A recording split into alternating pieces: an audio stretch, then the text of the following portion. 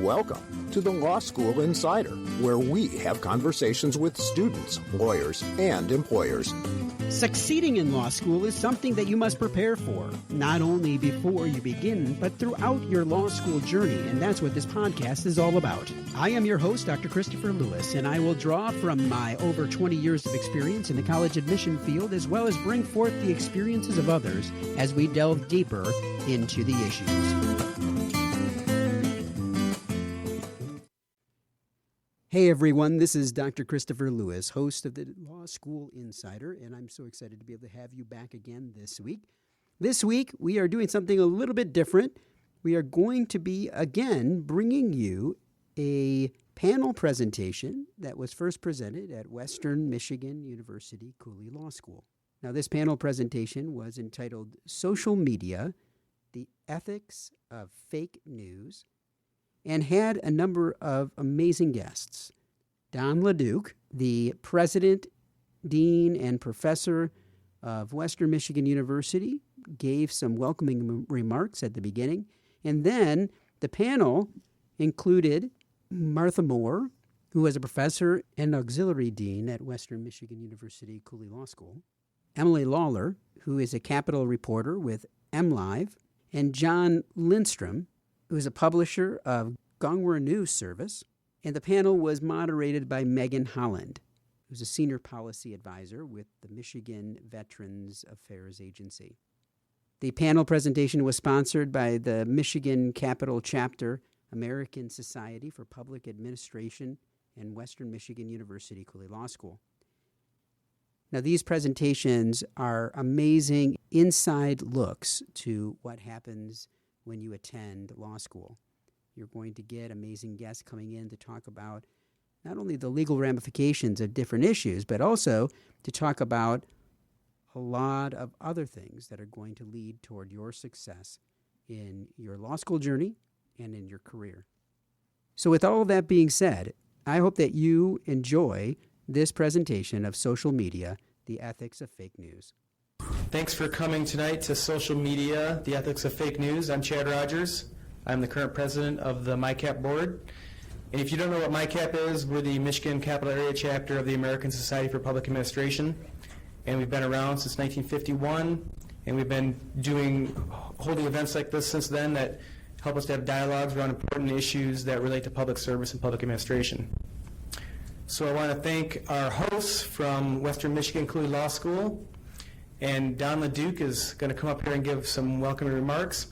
And while Don's on his way up, I just want to comment that I think we don't have relationships with organizations, we have relationships with people. And it's only with our relationship with Don that we're able to do this tonight.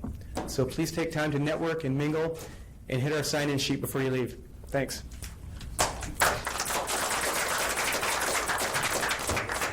Thank you, Chad. I have very brief remarks because I know we're on a tight schedule today, so I will eschew my usual 40 minutes, 50 minutes. I want to welcome all of you who come here today to listen to this really interesting panel. And I especially want to welcome the members of the chapter of ASPA who are here today. In the spirit of the current hearings on Capitol Hill, I start with full disclosure. I am an unrepentant former public administrator, and I am biased in favor of both ASPA and the Michigan chapter, and I didn't write it down, but I'm opposed to poor ethics in any context. So now you know that. I have taught ad law here for some 42 years, or at least taught and written about administrative law during that time.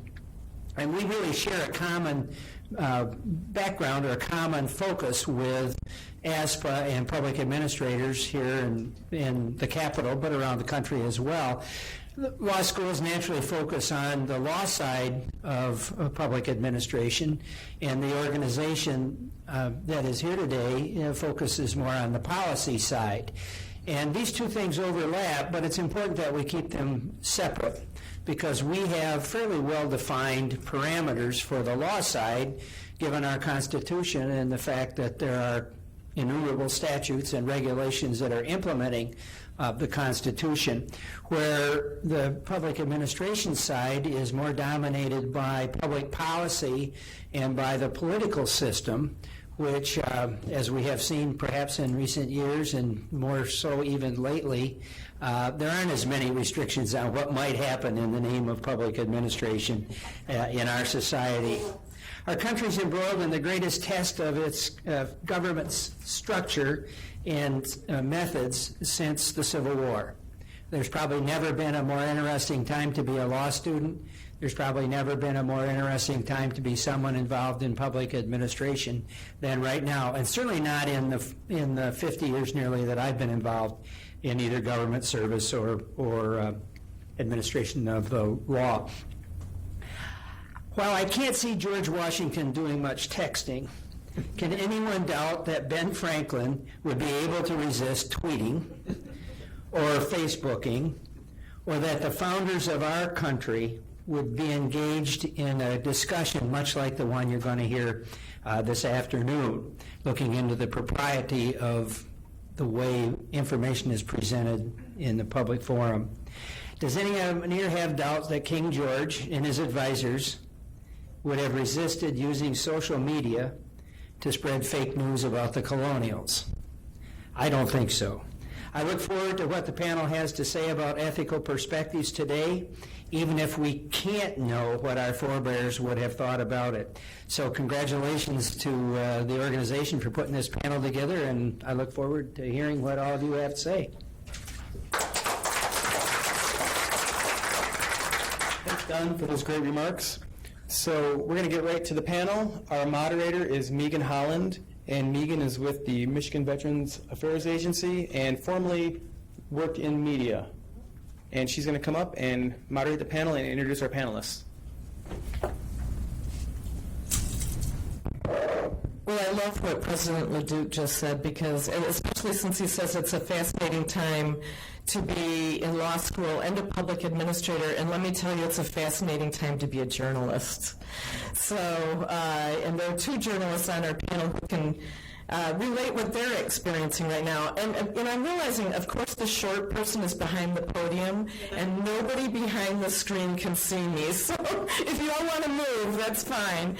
More important that you see them, however. To my immediate right is Emily Lawler, and she's a reporter covering state politics and Capitol News for MLive, which used to be called Booth Newspapers, and they own 8 newspapers in the state, the largest being the Grand Rapids Press. Her work is focused on everything from breaking political news to in-depth stories on legislative transparency and accountability. She also did a really wonderful package recently on the doctor at MSU who was being accused of sexually abusing young girls, mainly gymnasts. She graduated from MSU in, get this, 2011, and lives in Lansing. Full disclosure, I was her editor for many years, and we amazingly remain friends. So, another friend of mine actually is John Lindstrom, right in the middle there. He is publisher of Michigan's Ganwar, and that's a highly respected subscription service for state government news, and none of us in state government and no journalist goes without it. And we absolutely depend on the quality and substantive and deep reporting of Ganwar. He also is an MSU grad, and he's worked at the Adrian Telegram, Fenton Independent, and Crane's Detroit Business, so the guy's been around a little bit.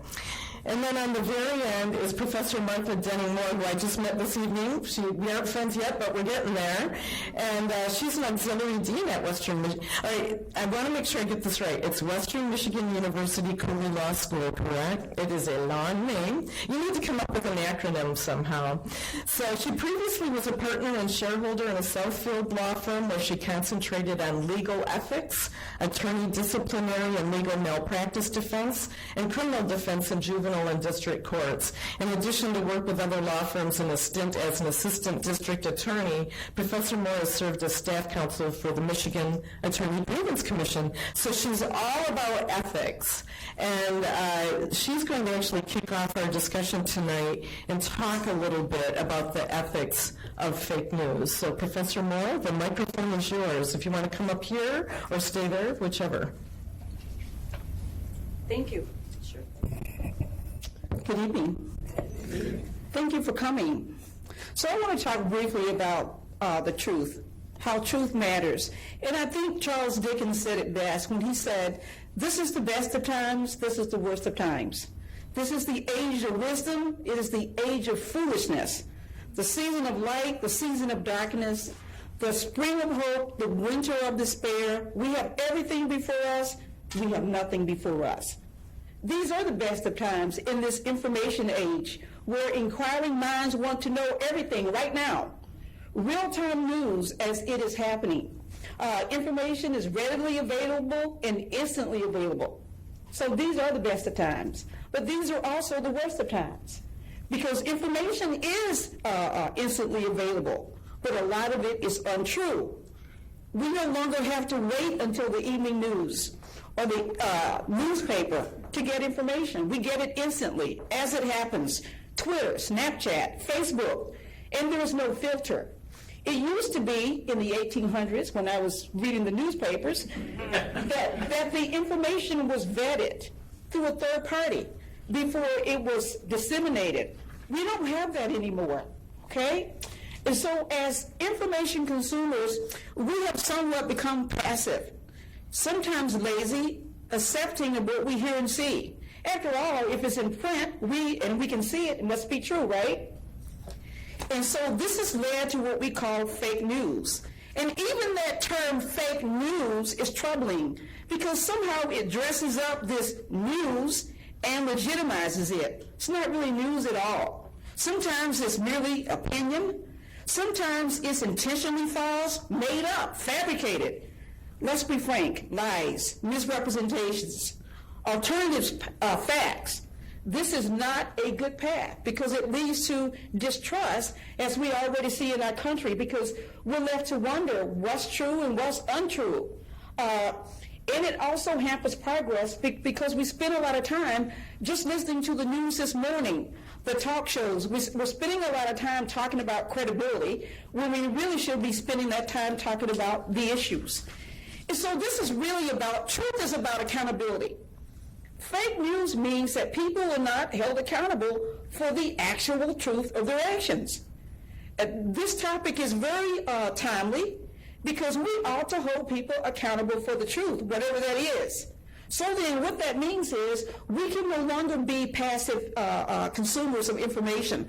We have to check the facts, and we have to disregard the lies so that we hold people accountable for the truth. To a great extent, we have relied on journalists to present us with the truth, to serve as fact finders. However, that's been hindered today because we have information coming directly from the source. There's no opportunity to vet it. There's a journalist code of ethics. Seek the truth and report it. And I think that's really important. Even in the legal profession, the truth is essential. In fact, a system of justice depends upon it. Our system of justice is all about a search for the truth. Lying is criminalized. It's a crime to lie to a court. It's perjury. It's a crime for a lawyer to submit false evidence to a court. Subordination of perjury. Submitting false testimony to a tribunal could result in serious consequences to a lawyer. People can't file false reports. You cannot make statements that are false against someone. That's called slander. So it has been our tradition not to support the truth. In fact, the rules of evidence, I teach civil procedure. All of these rules are designed around a search for the truth. And that's why we have criminalized perjury and the subordination of perjury, because half-truths, lies, alternative facts, fake news, whatever you want to call it, it corrodes our system of justice. If we look the other way as citizens and as lawyers, then we allow our weightiest disputes to be resolved based on false information. And that is not justice. In the legal profession, if we lie, there's a price to pay. We have rules of ethics that specifically prescribe against lying. Lawyers cannot knowingly permit their clients to lie. Lawyers cannot coax their clients to lie or shade the truth. There are serious consequences: disbarment, suspension, even incarceration. You might recall a disbarred lawyer by the name of Kwame Kilpatrick. He lied to the court, which led to his downfall. And also public administrators. The truth matters, because we have to promulgate policy based on truth. We have to administer policy based on truth. We cannot make legitimate policy decisions without the truth. So truth seeking is important. We need to seek it, we need to pursue it, and we have to promote a culture of truth that spills over into every aspect of our lives. Truth is not optional. It is necessary for maintenance of our democracy. Not only will the truth set us free, but it will keep us free. So truth matters. So we must all care about it. We can't just go our merry little way and say, no skin off my back. It is. We must care about it. That means we can no longer afford to be passive consumers of information. We owe it to ourselves and to our country to check the facts. If we live our lives based on lies, and if we make decisions based on lies, there's bound to be trouble. Truth matters. So I'm not talking about partisan truths. In fact, truth is not partisan. It is neither red nor blue. It has no color. Since truth matters, we must seek it, we must pursue it. And after we reach the truth, then we have to hold people accountable for their actions based on the truth. Truth is not based on the majority vote. It's not based on the loudest voices or the meanest voices or the most persuasive voices. Truth is not a merger of options. One journalist said it better. Truth should be something we seek, not something we choose. It's not like walking through a cafeteria line, picking what we want and leaving the rest. Truth matters. And so I want to thank this chapter of the American Society of Public Administration and W. M. Cooley Law School for tackling this timely and important issue. And I know that we're going to get some great insights today from this panel on how we can deal with this fake news. Thank you.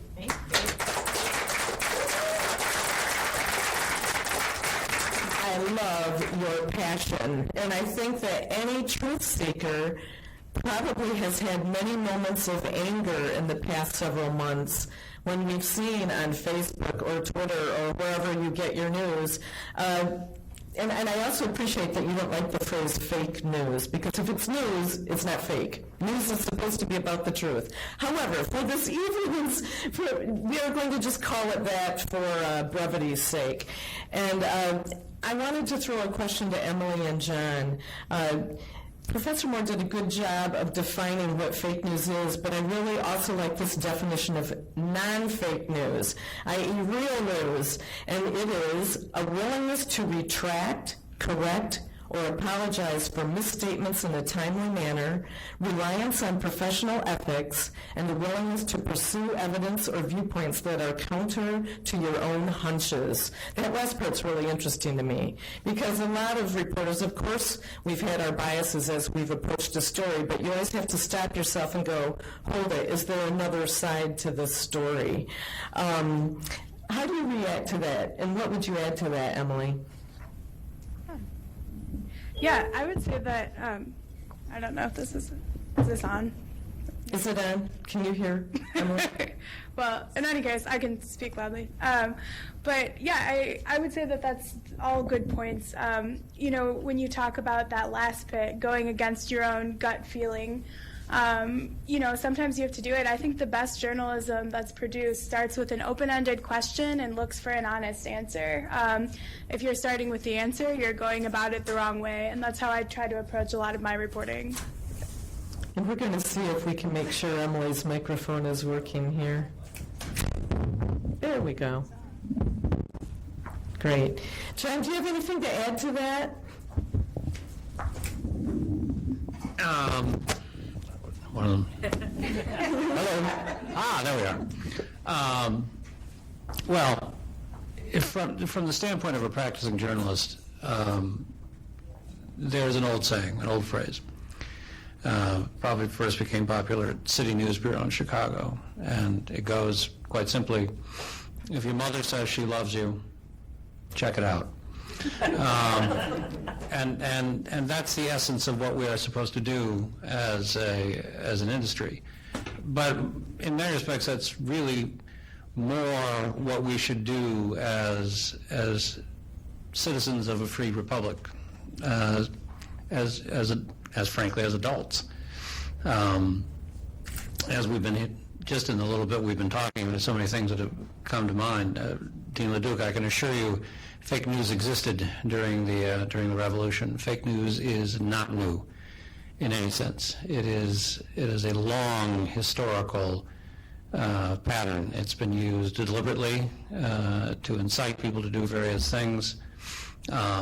In his book, The Rise and Fall of the Third Reich, which is still the best one-volume history of the Third Reich, Scheirer points out that the Germans, the Nazis took a German prisoner, stuffed him in a Polish uniform, killed him, threw him down, called in a bunch of reporters and said, "We've been invaded by Poland. We have to invade them." So that exists. There are just numerous, an unbelievable number of various incidents that drove people in various ways throughout history. What has changed in the aspect of fake news largely is the question of technology, which has driven the ability to spread untrue things far faster than anyone can get hold of them and correct them.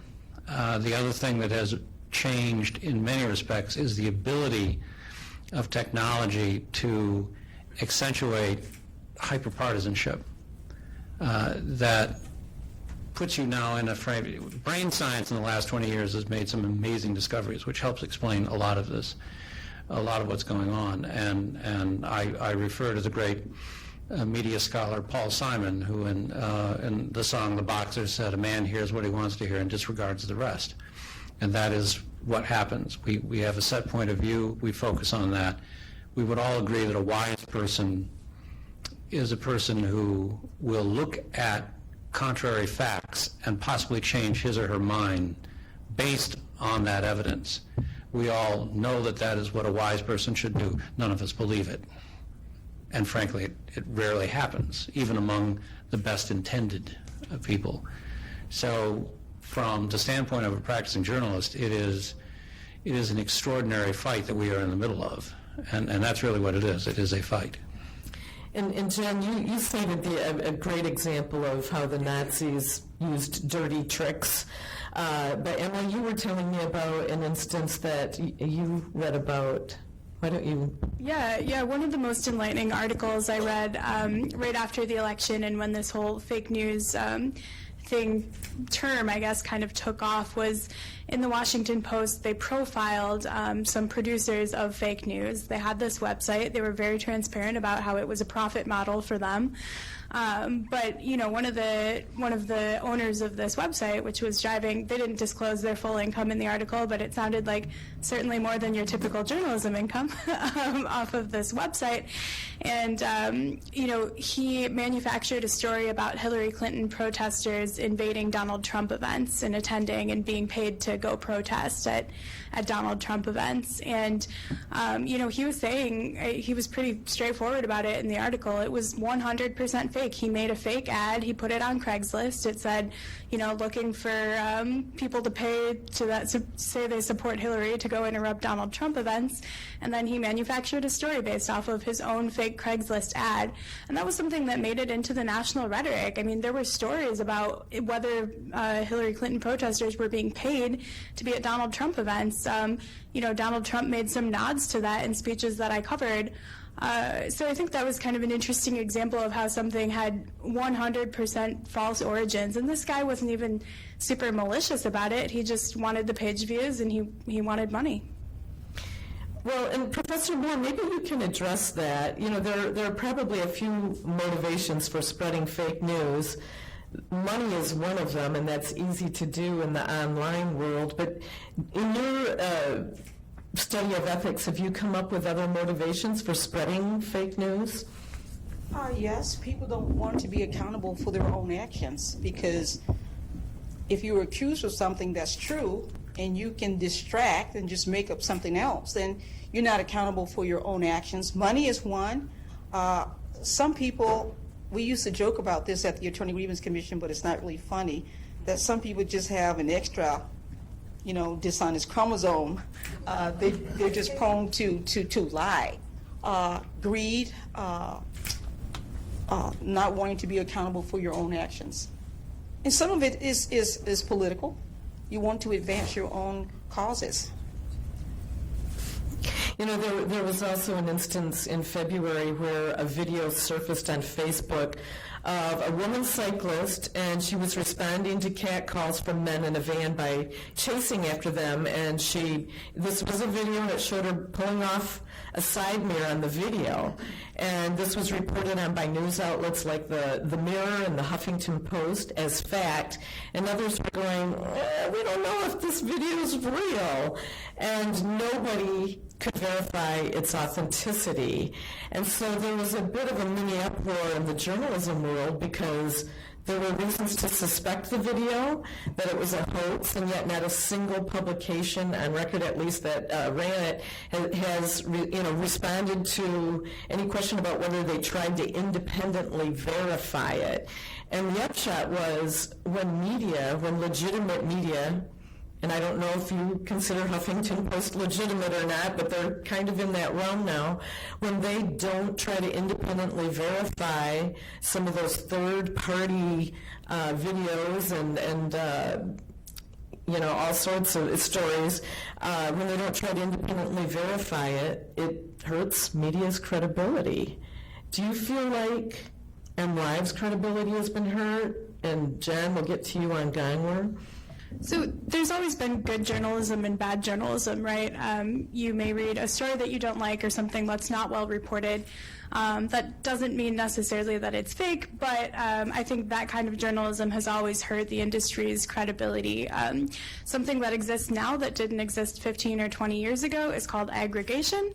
As a news website, if I at MLive see that, not Huffington Post, but I'll say Huffington Post, has published a story, I think, oh, this is sensational, and it relates to Michigan, this is really interesting. I mean, I could essentially rewrite the story, link to it, maybe call one or two original sources or get more Michigan perspective and put it up there.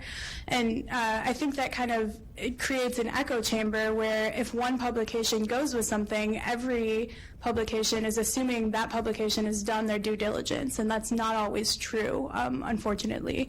So I think it is important that as journalists we try to verify what we can and also try to independently talk to people who might be connected to an interesting story we see, or I think you gotta call everyone you can, even if it's something you're doing quickly and it's a quick hit kind of post.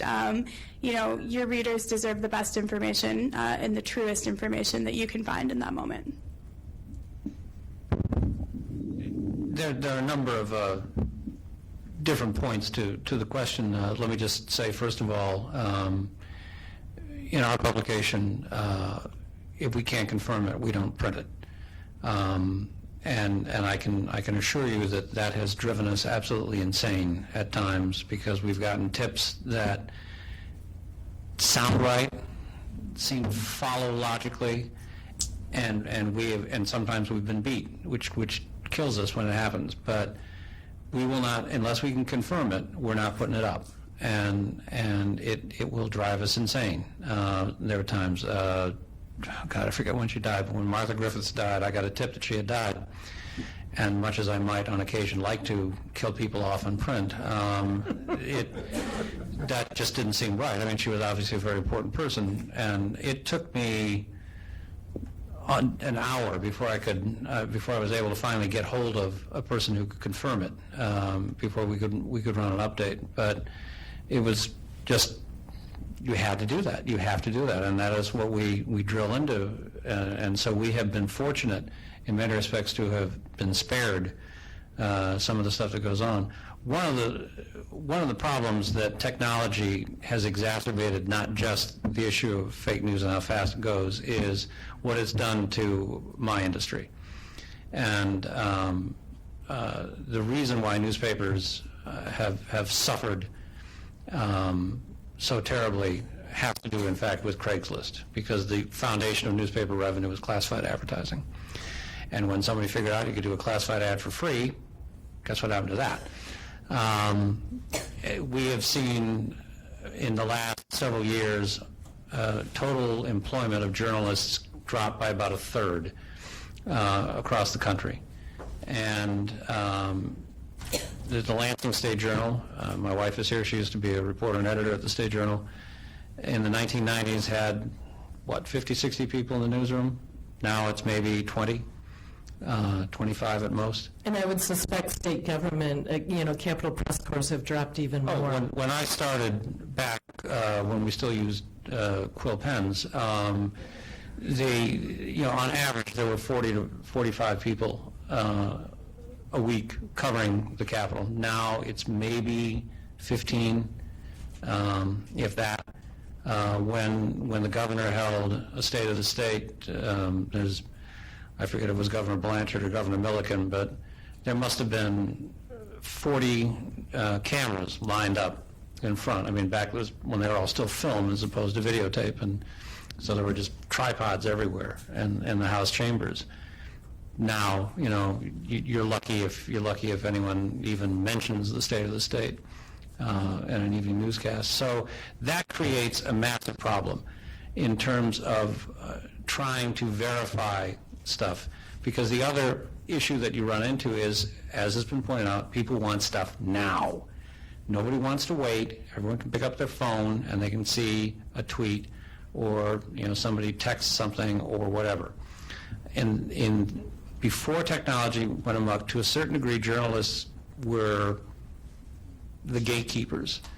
People could call up the newsroom and ask, say, I've heard a rumor that, pick some crazy thing. I heard a rumor that the elementary school is boiling cats and serving those as chicken tacos to the kids, Well, you go check it out. Somebody tells you, you got to go check it out, If there was absolutely no truth to it, 90% of the time you didn't do anything about it, because there was maybe one person, two people that even knew about it.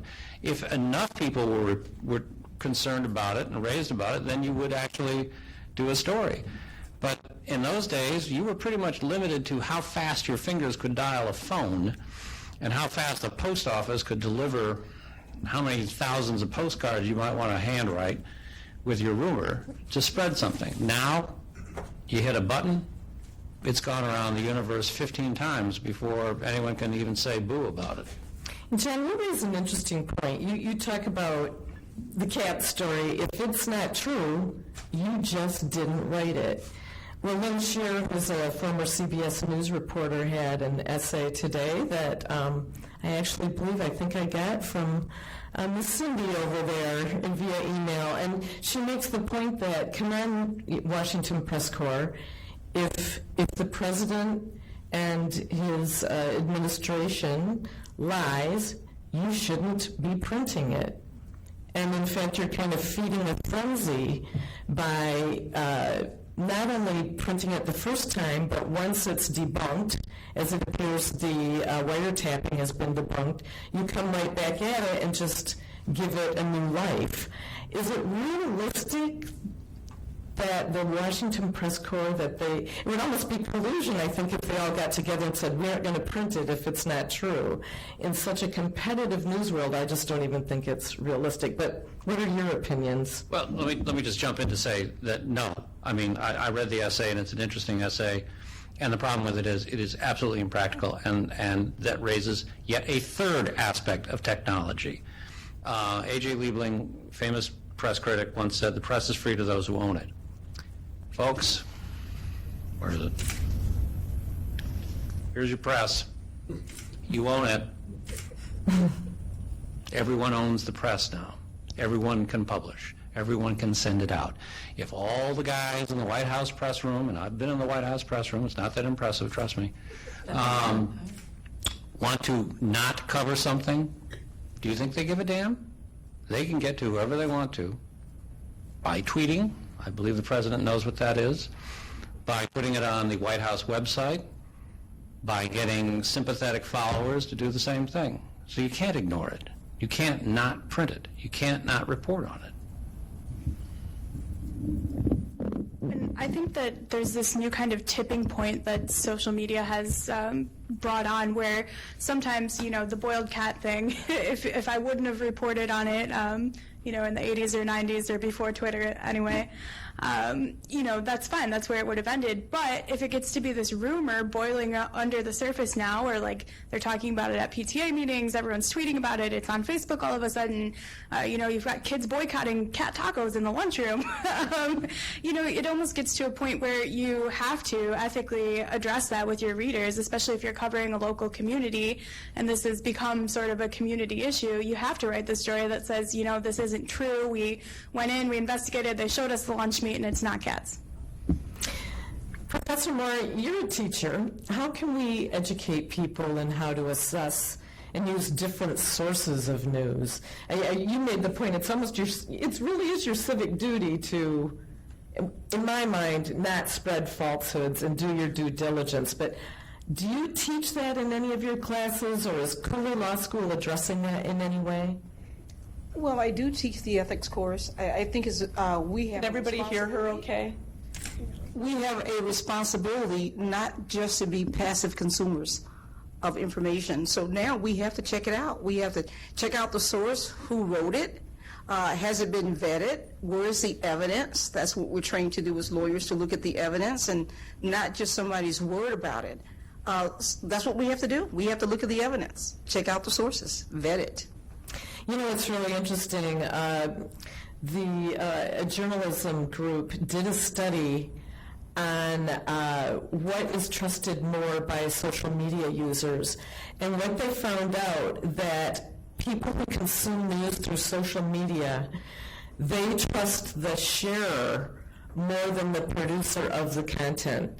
So if my good friend Megan Holland consistently puts up interesting news on Facebook and it seems to be true, I trust Megan and don't even pay any attention to who's actually producing it. It might be madpatriot.com, or it may be dailycause.com. Those are kind of right and left websites that sometimes I think stretch the truth a little bit. And so, but they don't even look at who produced the story. They just know, oh, Megan put that up there, so it must be true. And that, as a journalist, is very depressing. Do you want to address that? I think everyone's Facebook feeds have changed a little bit during and after the election, and there seems to be kind of an unwillingness of some people to check the facts. I encourage you, before you share any piece of news, to check three things. One is the source of the news, where that came from. Two is make sure that if you're sharing it as a factual piece, it is a factual piece and it isn't an opinion column. I see a lot of people sharing opinions that they think are straight news. And the third one is to check the date, which is maybe a lesser known one to do. But I see people share news all the time. MLive sees traffic spikes for people resharing news that's old news. I give the example of, I think 2 years ago at one point there was a bad snowstorm and the state shut down, and state employees didn't have to come in, and I had written a story about that, several years prior, and then I think last year people started resharing it again. There was a bad snowstorm, and people were like, "Oh, we don't have to go to work today." Like, no, you have to go to work. Those from last year. So, I would encourage you to check those three things before you share responsibly, if you will. We've seen people die a few times over the course of the years too, where somebody died again. Yeah. It was Sonny Elliott late recently, the old Detroit weathercast. Oh, Sonny Elliott died. He said, yeah, I did, like 4 years ago. As I mentioned earlier, we've seen some amazing research in brain science, and we may be a little lower the angels, but we're not that much higher than slugs, and we are basically still animals. And a lot of what we see, how people think, how they react, who they trust, is related to our animal instincts. Mice hang out with mice, and squirrels hang out with squirrels, and rats hang out with rats. They're all rodents, but they're just within that family. They're just not getting together. and that is something that affects us as humans as well. And so it is not at all surprising. It may be disheartening, but it is not at all surprising that if you trust the person who has told you something, whatever it is, then you're going to believe that person over perhaps a large corporation that would tell you the same thing. I mean, every one of us, I'm sure, you go around each of these tables, has some family legend that they just believed inherently until somebody said, well, let's check that out, and discovered that, oh no, that's not true. I mean, there was a friend of ours who talked about how when they cooked a ham, they always had to cut it in half and cook it. And somebody finally said, why'd you do that? And I said, well, it's because my mother cooked it that way. And said, that's how you cook a ham. And I just want you to know that when my mother baked brownies, yeah. she cooled the four corners. That's what it was called, was cooling the corners. And it was a key factor in making sure the brownies were prepared properly. Well, I mean, and this just went on until they finally got to great-great-grandma, who started the habit of cutting the ham in half and cooking it, and figured there was some great science behind this. Why did you cut the ham in half? Because I didn't have pans big enough to cook the whole ham. So, and it just went on and on and on. Well, that's an innocent sort of example of what happens, and why we need to think about how we behave instinctually and how we should behave intellectually. You know, in my research on fake news, I almost feel there's more discussion in Europe about how to stop it than there is in the U.S. Britain has, they actually set up a task force to look into it. They were very concerned. In Germany, with elections looming there and concerns about Russian interference, they saw what happened in the U.S. They talked of fining Facebook for any fake news. And in Italy, Italian officials proposed that EU countries should deal with, quote, post-truth politics by establishing antitrust-like agencies devoted to finding and removing fake news. Have I missed it? Are there conversations like that going on in the U.S. by our government? I don't know. Not that I've heard. I mean, on a certain level, it sounds, I've heard some people propose as a theory, not anything happening in reality, but that there should be some sort of verification system, or a tiny check mark by a share that proves that some organization had vetted it and found that it was truthful news. Some of that could be helpful, but on the other hand, I guess just as a member of the free press, I feel like there's a fine line between that and maybe some censorship or getting left off a list because someone doesn't like you or your politics. And then where do you draw that line with opinion as well? If you write an opinion piece that everyone doesn't agree with, that doesn't mean it's fake necessarily. So. And it certainly doesn't stop someone from tweeting. I mean, how do you guard against that? And those nations don't have the kind of constitutional protection for free speech and free press that we do. They just don't. And of course the courts have given very, very wide, and properly so, given very, very wide swath to the ability to speak and print freely. One of the things that is to act as a check is the fact that you try to verify and you try to prove what it is that you say is true. And we have existed for the most part fairly well on that system, even with the problems that we have encountered historically. This is another issue that we're going through, and at some point we'll figure it out, and then we'll just go on to the next crisis. But I can't imagine that there would be any serious attempt to try to do that in this country. And frankly, if there was, much as I hate fake news, I'd oppose it, just for that very reason. If you're going to be free, you have to be free, even to be wrong, even to lie. Much as it distresses me, you have to have that freedom. Emily, you pointed out you're against it because a legitimate news source may be left off the list because perhaps the administration doesn't like them very much. It's actually, I think it's happening a little bit right now. The International Journal Review is the only news organization granted access to Secretary of State Rex Tillerson on his trip to Russia. It's emerged as a favorite news outlet for the Trump administration.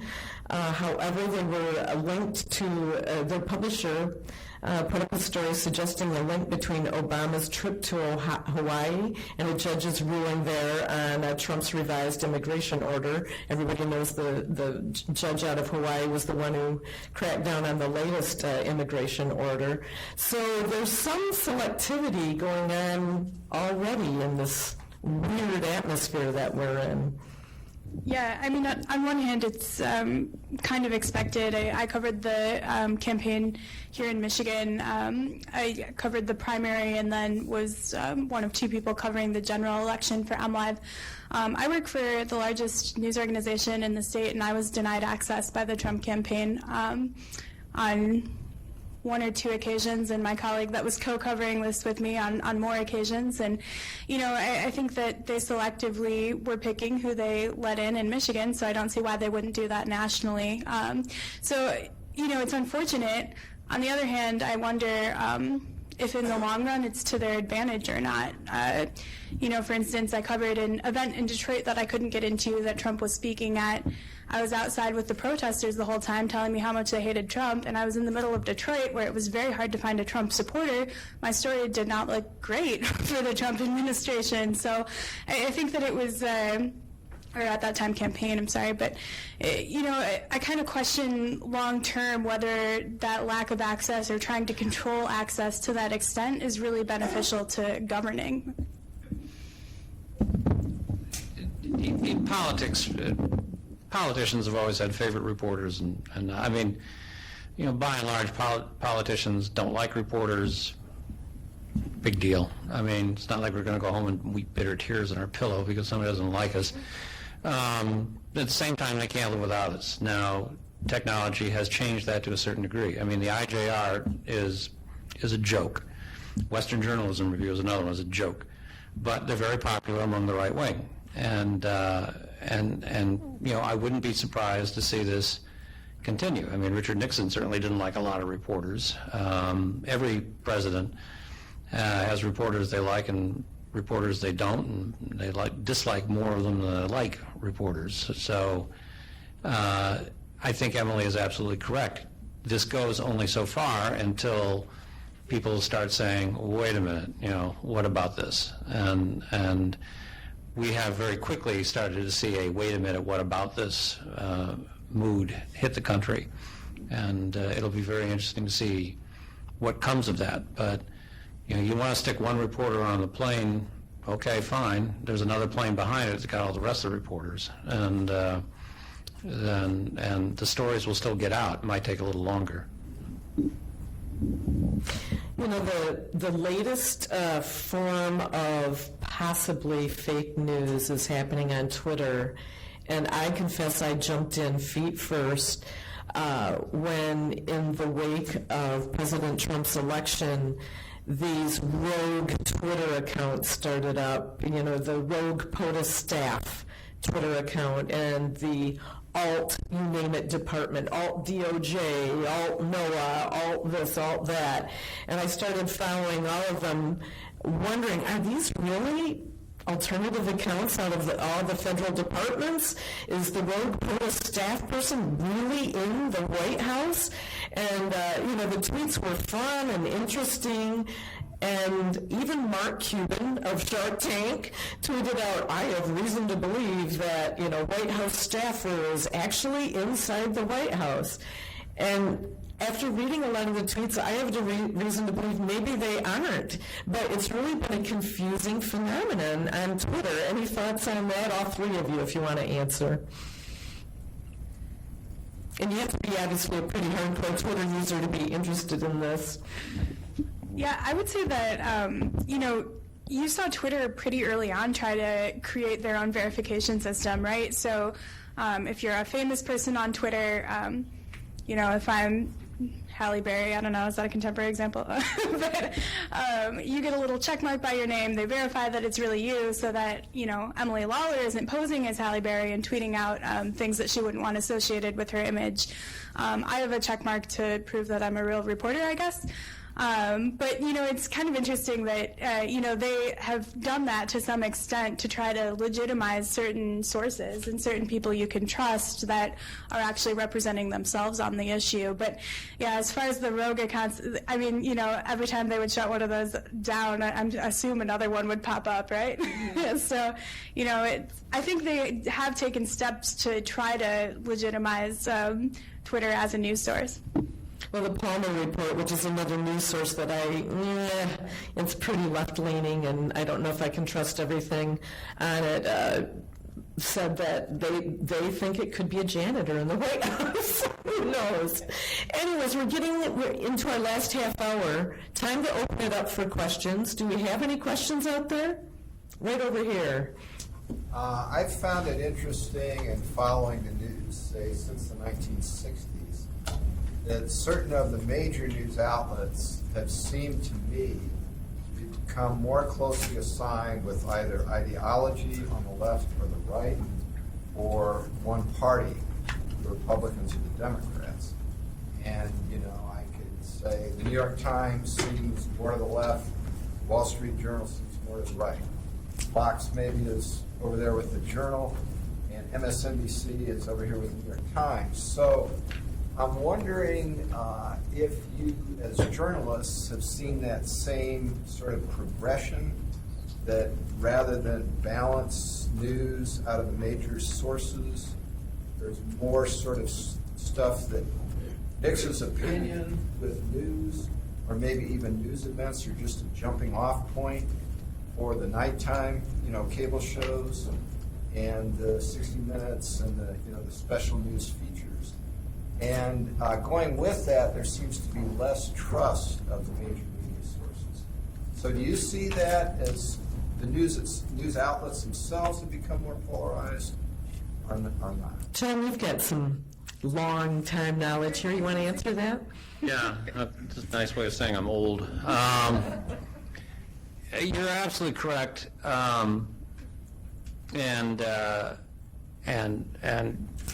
in many respects, I mean, you always had ideologically based media, and you go back through history, it was always sort of that way, and it wasn't until mid-19th century that you started to see it try to go more into the middle, the idea of objectivity be stressed.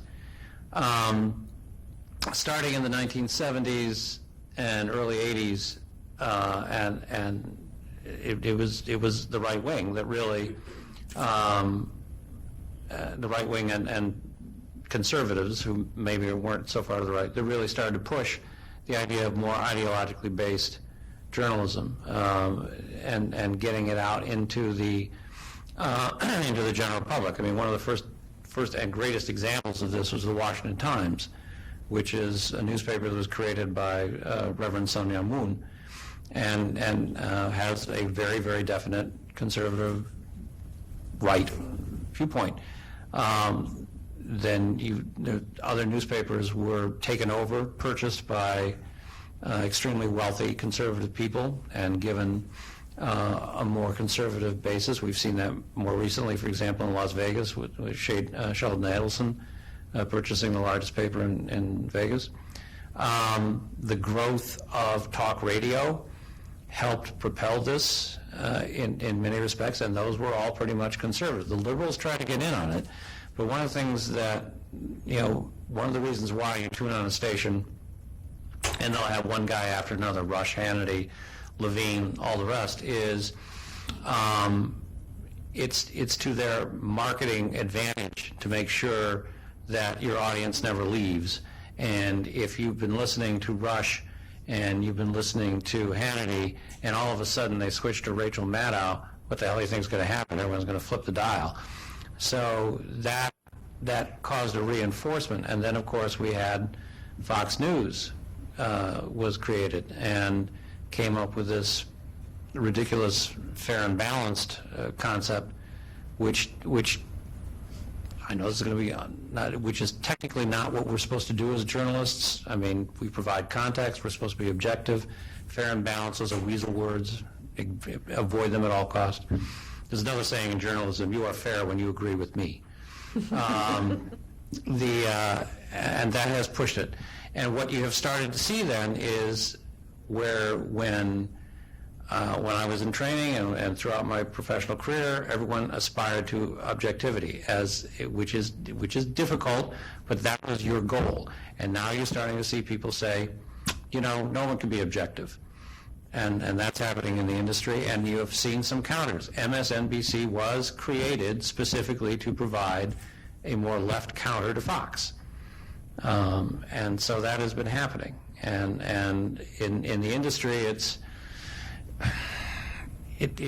we're going back in some respects to where we were 2 centuries ago.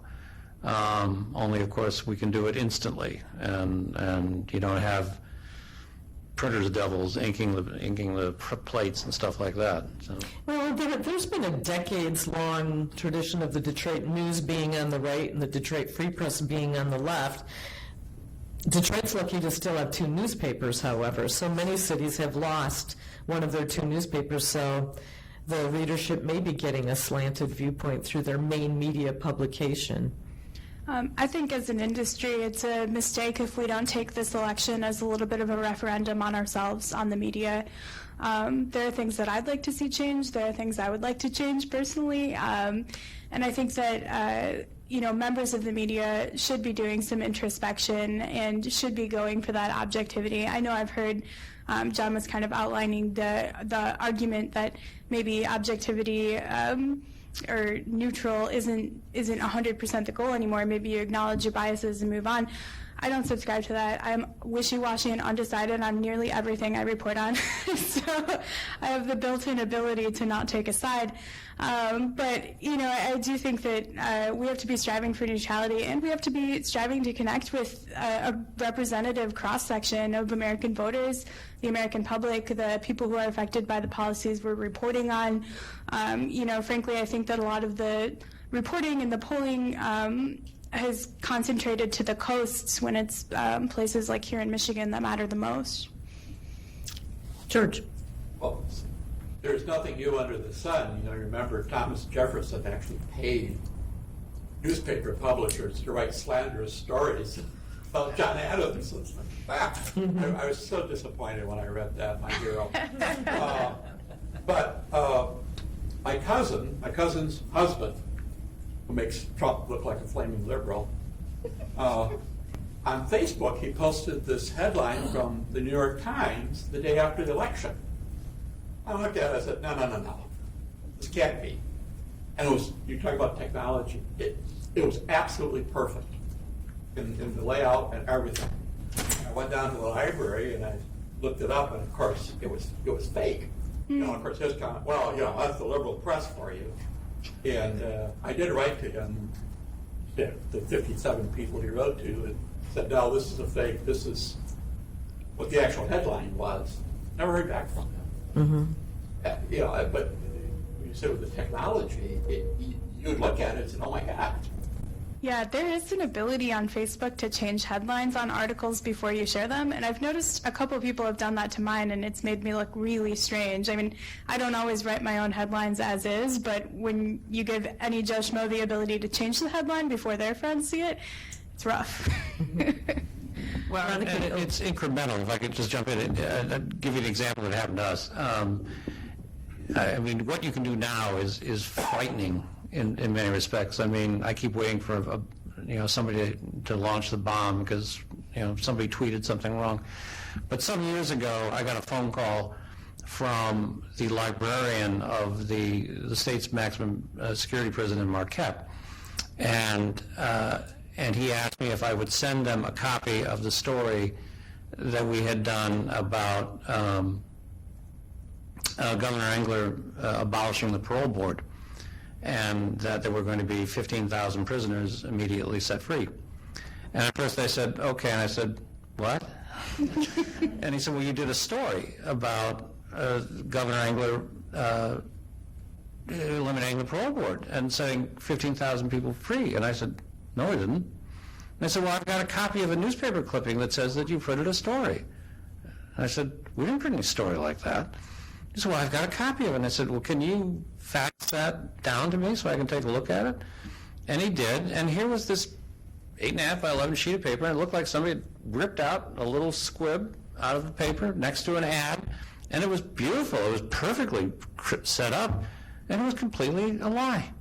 We never published a story about this. And I cannot tell you, for the next several weeks, I was getting phone calls from lawyers telling me that if I did not immediately produce this story, that they were going to subpoena me, they were going to sue me.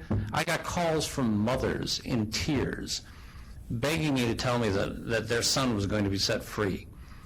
And I finally said, look, we're a very small publication. We're a very specialized publication. If we had printed a story saying that the governor was going to eliminate the parole board and immediately release 15,000 prisoners, don't you think somebody else would have caught on to that? Don't you think the Free Press or the News or the Grand Rapids Press or Channel 7 or somebody else would have done a story on that? And it was insane. Exactly. And it's just gotten worse since that time. And that's a great way to check whether a story is true, is if it sounds weird, Google it and see if other credible news outlets are publishing Emily the gave same you a story. great list of criteria, but I would add to that by saying, check other sources. Check to see if anybody else is reporting on this. Check to see if anyone, I mean, I'm sorry, if the space alien had really endorsed Clinton and then endorsed Bush, as the National Enquirer assured us, I'm sure somebody else would have picked up on that story. So, Veronica, you were raising your hand. So thank you for all of this information. And you know, I'm thinking about sanctions and responsibilities.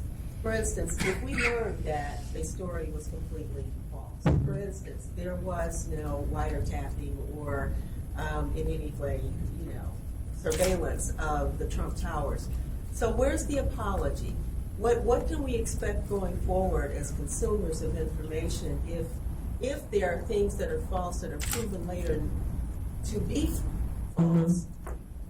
Where are protections that those people will be held accountable for spewing out things that are wrong?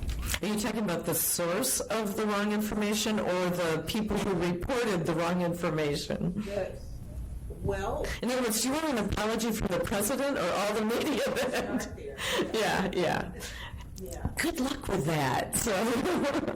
And that's the question. It's kind of like the movie Wag the Dog, where they made up a war with Albania, and at some point Albania came back and said, wait, we didn't start a war, but now if you want one, then we can talk, you know. And so, you know, at some point there should be sanctions and responsibilities here. If you have not seen that movie, by the way, Wag the Dog is a wonderful film, and it does speak to our times, actually.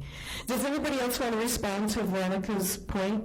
I've had a lot of people ask me, you know, why can't there be a lawsuit for slander? I mean, if it's just blatantly false, isn't that why we have slander?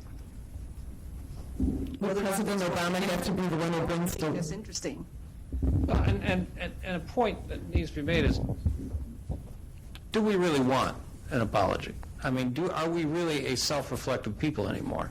I mean, if you remember a few years ago, there was this when Andrew Breitbart was still alive, where they were peddling around this 30-second clip of, I think her name was Shirley Sherrod, with the USDA, implying that she had refused to give aid to a farming couple because they were white, because of past discrimination. In fact, and it bollocksed up everything. My God, you know, the Obama administration was on the heels of firing her because of this, until somebody said, maybe we should see the whole speech, in which she talked about how she recognized that would have been wrong, and how the family itself was trying to get on the phone to people saying, no, she gave us help. In the past, there would have been at least a little bit of contemplation. How did this occur? Why did we let this get to this point? What happened after that was they went to the next thing. And nobody talked about it. Nobody looked at what were the implications. And nobody raised a question about why nobody raised an implication. So you almost have to ask yourself, do we really care? Are we really offended enough that we're going to demand accountability? Good point. Yes, in the middle there. He raised his hand before. Oh, go ahead. Elected. Go ahead. You're being way too polite. Yeah, my question is though, one of you talked about earlier how this market has been changing drastically. And right now this media market basically is so competitive, but to a point that a lot of the bad news or fake news are driving out good news or the true news. So do you see I see this as a lot of inefficiency in this market right now. So normally when there's, significant inefficiency in a market, then you would argue that it's probably time to have more public funding coming into the market, especially you said used to hire 65 employees and now it's only 20-something. So which means seems like this market, the private industry itself is not capable or much less capable of supporting how to do the checking, fact checking or censorship in a way. So would you agree that maybe someone or you guys should lobby for more public funding, but not in the sense that because this country is very anti-government involvement in media and news. But I see this could be a possibility. Do you think so? So, investigative journalism is probably the most expensive kind of journalism. I know because I do it, and sometimes you spend days or hours or sometimes weeks following a lead that you can't prove or that doesn't pan out. Or that you can't responsibly report at the end of a lot of work. And, in today's era, that means that you've paid me for hours or days or weeks that don't produce an end product and don't drive advertisers to our website or eyeballs to our website. In fact, it may offend advertisers. It could.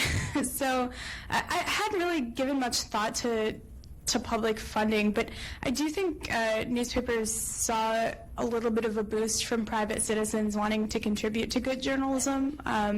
After the election, I saw New York Times got more subscriptions. I think that local papers saw that, like kind of a spin-off effect of that too. I think we're still at a point right now where people can choose to invest in journalism. I'm not sure the taxpayers have to choose to invest in journalism at this point. There is a phenomena that we have seen that's philanthropic journalism, and it's a bit roundabout. But Warren Buffett got his start in business he was a paper boy for the Washington Post. His father was a congressman from Nebraska, and in fact he lived in the same co-op that my brother now lives in. And he handled the subscription, and he figured out the fastest way of delivering the paper. And he later became a major investor in the Washington Post. And at that time, the Washington Post was golden. Stock ran between $800 and $1,000 a share. It paid an enormous dividend. Now, Jeff Bezos bought it for 20 cents a share or something. I don't know. I mean, it wasn't that cheap. But before Bezos bought it, the Ford Foundation came in and made a major contribution to the Washington Post. And this was just inconceivable to me, that one of the richest media properties in the history of the world was basically a beggar. And we have seen this now around the country. We have seen a number of foundations provide money to different journalistic outlets in an effort to try to keep them afloat, try to keep journalism alive. There has been a growing segment of the industry, and it's publications like mine, specialized publication, niche publications, that go to specific people, in effect decision makers. That's what we market ourselves as a publication for decision makers. So you're seeing a gap in information between those people that in effect control us and the rest of the folks who are happy to read about and this is no slam on Beyonce, but happy to read about Beyonce, and that's how they want to live their lives. I should have used her as my celebrity example. We also have Bridge Magazine in Michigan, which is a nonprofit form of journalism, and it's an excellent progressive source for news. So there are different models popping up, and the sad thing is, though, that probably the only publicly funded journalism we have is the Corporation for Public Broadcasting, and that's either going to be severely cut or killed under the current budget proposal from President Trump. You've been so patient. So on Monday, I was watching the congressional hearings where they were questioning Director Comey of the FBI and Admiral Rogers. Mike Rogers, yeah. Yeah, and while that was going on, Donald Trump was on Twitter saying that Comey said all of these things that he didn't say, and Comey had to challenge that right in front of Congress. That's just how fast the technology, how fast journalism has to react to it. And that the tweets that Trump was putting out there, they were, by the time they brought that up, it was seen 16 million times. Anyone want to respond to that? So I wasn't reporting on that, but as a consumer, I was on the Washington Post's website, and I wasn't watching the hearing. I was just looking at their updates from the hearing. And I thought they did a good job trying to incorporate all that. But when you talk about warp speed, they had a body of a story that they kept changing, to reflect the latest happenings. They had, for a portion of time, a highlighted or bolded graph at the top of the story with like the latest and biggest takeaway, and it was just kind of interesting to watch evolve. It's a far, far cry from when 20 years ago, that reporter would have gathered all the information, went home at the end of the night, turned in something by 8 or 9 p.m. and made the print edition, right? So, yeah, I thought they dealt with it well. But, that is, I think it just kind of speaks to, that's important information. It's information you can't ignore. And, but it's also covering a he said, she said, or he said in this case. But, as a reporter, you have to try to vet information at, I think, a faster speed than ever before, and I think that keeps warping and keeps going farther and faster in my experience. And for you saw it happen live. You're consuming the live news rather than reading the Washington Post. And this, of course, wouldn't happen under the Obama administration, and we've gotten to a point where, the ethics really comes into play when we have a narrative manipulator in the Oval Office who's using it because he can't work with people, so he's going to change the story to suit his political interests. Yeah, I mean, my argument about it, speaking more as a citizen than a journalist, as your president of the United States, don't you have something better to do than play with your damn phone? I mean, especially during working hours, aren't you supposed to be deciding on tax policy or which country you want to invade? I mean, as opposed to... Well, and in many respects, it's sad to say. I mean, you begin to wonder, what is this president actually doing, and who then is running the damn country if he's doing that? So probably Mike Pence. I saw a couple student hands back there. Yep. Right back in the back there. Hi. So in the practice of law, we have this thing called take your plaintiff as you find them. Can you speak up just a little bit? Yeah, so in the practice of law, we have this thing called you take your plaintiff as you find them. What are you guys doing in the sense of both from a media strategy, but also a business standpoint? I think this kind of ties with Sophie's question in the sense of moving your readership and your opinions and kind of your business development online. So since the majority of your readers are online, and what are you guys doing to break into that market stronger? Because I do know in the start of the millennium, 2000, really up to about 2006, most media companies really weren't making a strong stride to get online. They were still holding out for those newspaper subscriptions, and then you realize that wasn't happening. So what are you guys really doing to kind of break through from all the crazy non-actual journalists online to actually show up and shut them down? Bloggers have made the journalism's role complicated. Yeah, well, I'm interested to see. Was Gongwer printed at one point? we've been around for 112 years. So yeah, probably. Obviously, we went all electronic about 15 years ago. 16 years ago. And we could see what was happening. And you know, that was way before, I mean, what the hell were those things called? It was before cell phones, not even BlackBerries, but there were these little notepads, electronic notepads that people had. And Palm Pilots. Palm Pilots, yeah. And we could, I mean, people came up and said, don't you have something that'll fit on a Palm Pilot? And I said, what the hell's a Palm Pilot? You know, so, and so we've been all electronic, and it was interesting because as a business standpoint, we do advertising, but it's not our primary source of revenue. And when we switched from print, and we still printed a copy for like 10 years until the copyright law changed, and we didn't have to do that anymore. We saved buckets of money. It was sad in a way. We used to go through $1,000 of postage a month. We go through maybe $500 worth of postage a year now. Every 2 weeks, 10 cases of paper, each one holding 10 reams, would show up in our offices. I go out and buy maybe a case of paper a year now to print out things. We had copiers that would run millions of copies, and you paid for each copy because they were leased copiers, so it was like 0.0000001 per copy. But it was still, we'd print like 3-4 million copies of paper a year. And so the costs for us went down enormously.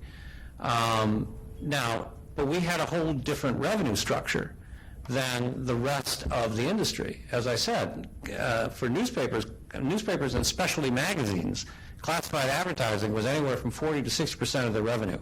Thousands and thousands of ads every day for used Buicks, for, get your puppy here, for here's an apartment to rent, here's a house to buy, I'm looking for a dishwasher, whatever. That's all online now. So all of that revenue is gone. And that's one of the reasons why, even up to like 2006, the actual go buy a newspaper would cost you maybe 25, 35, maybe 50 cents. And most of that money went to the distributor and the carrier. The newspaper itself only got a small part. Now newspapers cost $1.50, $2 a day. And that is because they've had to rely on specific subscription revenue more heavily than they used to. And a lot of that money is going right back to the company. It's not going to the carrier. And so, everyone's going. I mean, MLive was Booth Newspapers. Emily and Megan can both tell you about the decisions behind that. But even online ads aren't as costly as a print ad. And from a revenue standpoint, it has been extremely difficult for the industry. And you have choices now. There was a time when, even if all you want to do is read the sports section, you still had to pick up the front page and see war declared. Now you don't have to. If all you want to see is the sports section, you can go to ESPN.com and stay there all day long. Go ahead. Oh, sorry. I'm going to let Megan speak. She was there when MLive transitioned into more of an online presence, but I'll just tell you what I do now. As a reporter, I don't think about print unless I'm asked to think about print. So I'm thinking digitally all the time. Every story that I post, I need a photo to go with it. I'm trying to incorporate video, seeing where it fits. Protests, for example, are very video worthy. But in everything I publish goes online first, and then our print publications, MLive has 8 print newspapers across the state, things like Grand Rapids Press, Flint Journal, Jackson Citizen Patriot. So all those print newspapers are actually the central print hub that's deciding what goes in all of those newspapers, can decide whether or not they want my content and where to put it. But really, by the time it gets to a newspaper consumer, it's yesterday's news, which is partly the medium and maybe partly our distribution model. Yep. Well, first, what's important was the motto at the time. We have time for one last question. Way in the back there. Yeah, so earlier on, things like antitrust laws were brought up as a way to try and combat fake news, things like that. But I'm curious what your thoughts are about the public harm that fake news can do. I'm thinking of things like the Spanish-American War, or due diligence that wasn't done that may have led to military action in Iraq, or even the Pizzagate scandal that snowballed into somebody shooting up a restaurant. Is there value in trying to think about how to quantify public harm that's done by fake news, or is that too dangerous of a path to walk down? I like the idea, but it's easy to write off some of the things you talked about, like Pizzagate, for instance, as like an isolated incident. But maybe we should be, as a society, thinking about how many of those isolated incidents we want to tolerate and how we can get at that. I wish I had like all the answers. That would be amazing, but I don't. Sorry. Hey, you can pretty much get a lawyer to do anything you want, right? And so, you raise an interesting question. I'm not, obviously, the potential for harm is great. You pointed out a terrific one with the, what happened to the Maine in the Spanish-American War. I was thinking about Orson Welles' broadcast of War of the Worlds, and which had a bad enough effect here, but it was replayed in other countries, and people actually did die because it set off such huge riots. The Pizzagate situation, I would presume, that guy got busted. I would presume he's going to face criminal charges, but I would not be at all surprised. And in fact, if I were the owner of the pizza shop or an enterprising lawyer contacting him, I'd sue the guy. I'd sue his ass for coming in, threatening my establishment, threatening my customers, bringing defame and indignity and everything else to my place. I mean, so you come down to how you're going to handle that. And I don't know if there's a state role for that or if it's something that's supposed to be simply part of the civil jurisprudence overall. And I think that the more common instances of a societal effect are less tangible, right? It's you not getting along with your neighbor anymore because you see their Facebook posts, or you're not trusting people you used to trust, or not knowing who to trust anymore. And I think that's hard to quantify and definitely hard to litigate. Professor Moore? I think we have to hold people accountable. So we have to get to the source.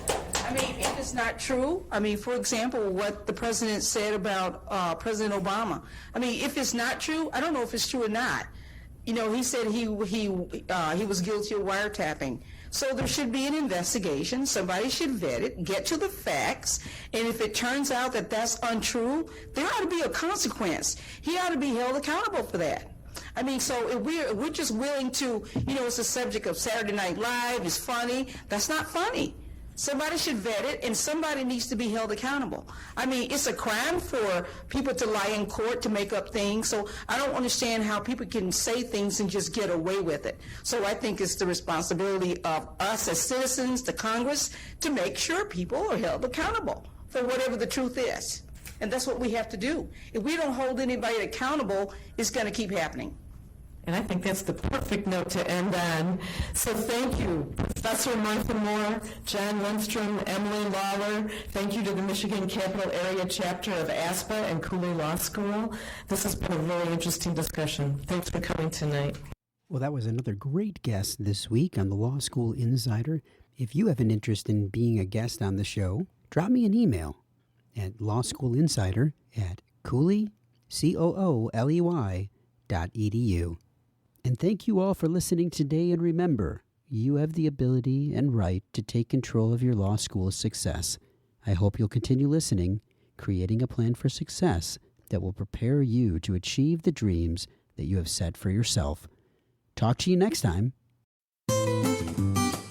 Thanks for listening. You're on your way to being a law school insider. Please subscribe to stay connected and come back again next time as we speak to more students, lawyers, and employers.